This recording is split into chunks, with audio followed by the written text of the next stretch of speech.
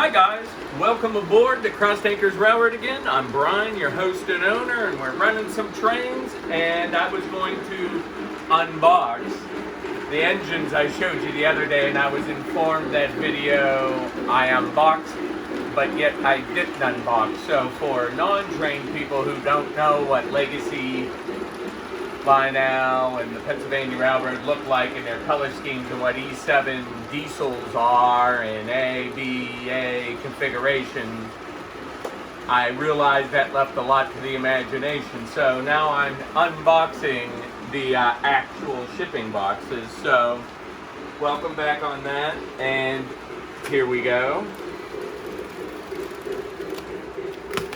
Uh-oh. Ruh-roh. Of course, it waited right till the video started. The Southern Crescent coupler got a little touchy over there as soon as the video started.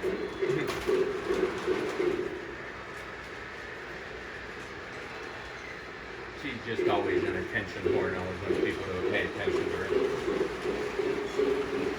Just fine till the camera came on. And then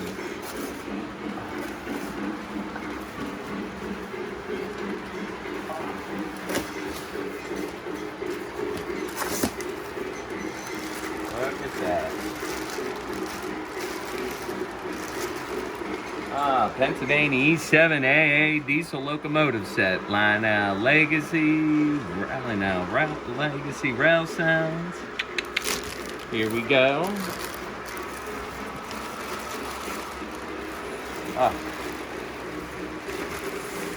These are just the AA units. For all my non-big train subscribers out there, again, thank you for subscribing. E7s are made by, I believe it was EMD, and they got that baby face kind of look like those ones over there, the F3s, but show you these. But they grew from, I believe, the 30s into the 60s, and grew from early E's into the 7s and 8s by their end. These ones are Brunswick Green, the famous Pennsylvania Brunswick Green. It's one of the most beautiful colors. And here's the powered one, so we'll pull him out first. One of these has engines, actual engines in it, and the other one is a dummy unit for non-trained people. That is how they sell a lot of these sets like that. But I have another power unit that I got with this because one usually doesn't cut it. So, the all-important instructions. As you can see here, that's that baby face. Got that real smooth, very Art Deco, harkens back to that era. It's always very pretty. So we'll see.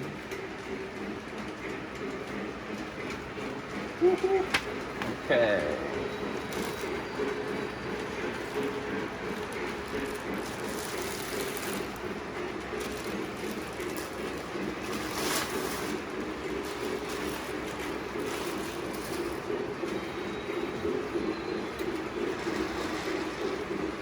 Such pretty colors.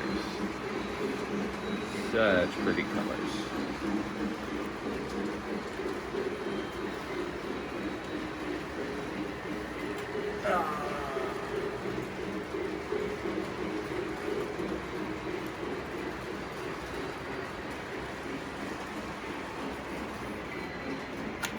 There we go.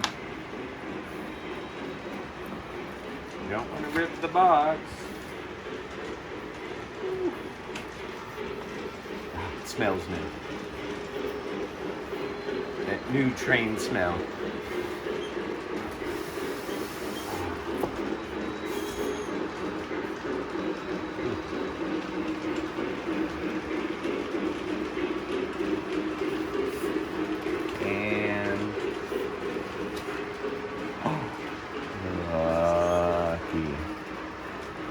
Looky, looky, looky. Oh, wow, look at them. Ow! No! No! Oh, you suck. Oh, you're such a bad train. Oh. Well, she's gonna. Oop. She can stay right there for now. We'll get back to more important business. It didn't really damage anything, but sneaky. See, I told you, all she wants is attention. Look away from her for 2 minutes. Screams, look at me.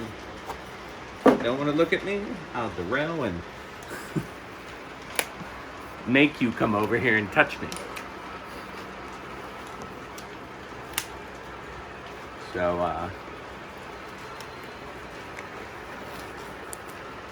don't know, I've fingerprinted and messed up too many engines over the years, so I love these. It's so pretty. Okay.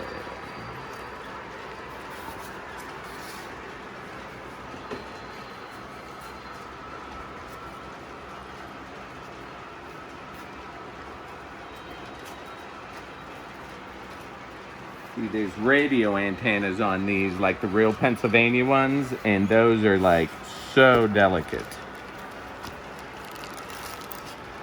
Can you pull that away, please, Mike? Thank you.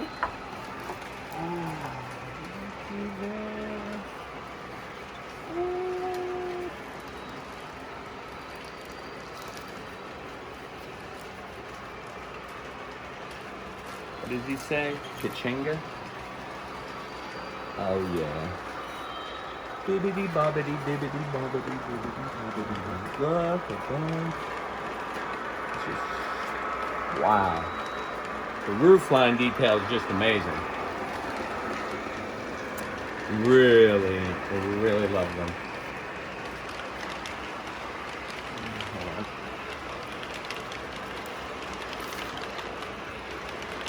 Can you pull that plastic out? Yeah. Thank you. Welcome. Yeah. This is actually how it was probably premiered at something like the New York World's Fair in the 30s and was on a big turntable inside one of the pavilions like they did those. I believe they did that at the T1 though. And a couple of those other ones, probably the GG1s or something at one of the World's Fairs. They were very futuristic then. And still trying to what we're built today, electric engines. But yeah, really, right? Do you see the wonderful glass work on these? It's great vents. They're actually real metal vents. You can see in them. Real glass. It's really pretty. Cutler looks cool on the back. I mean, these are just wonderful. Oh, this must be.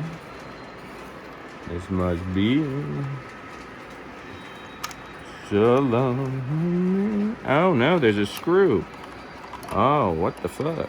Oh, what the hell was that? Screw to.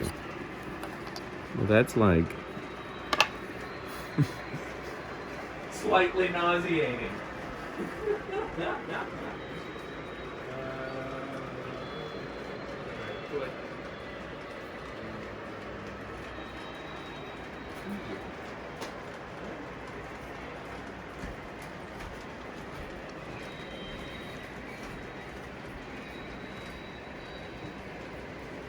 The hell was that? A screw. It's always lovely, a random screw.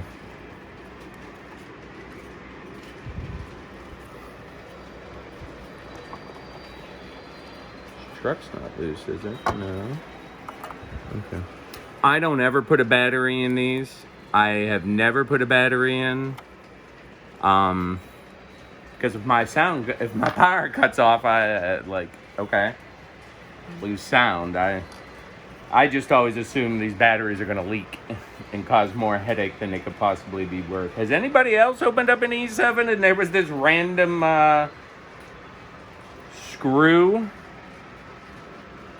It was causing the adjustment, this piece not to sit correctly. It's odd. Okay, well.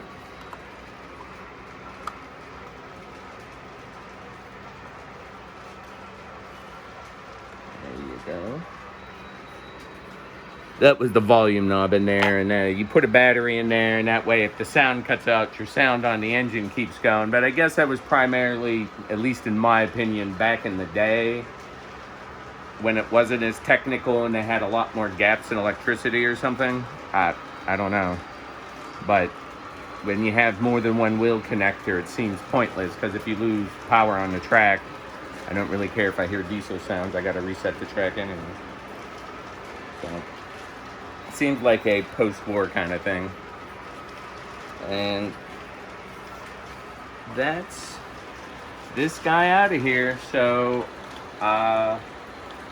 again, smash that like button for me. Subscribe. I have the other dummy unit to take out, and I have the B units to take out, and I'm going to make another quick video with each one of those, okay? Smash that like button for me, and watch the next one I'm going to take out is the powered B unit, and you can see that the other two are non-powered, but they'll look identical to these two with different numbers on them. So subscribe, smash that like button, comment, let me know what you think, and I will be posting more. Thanks, guys.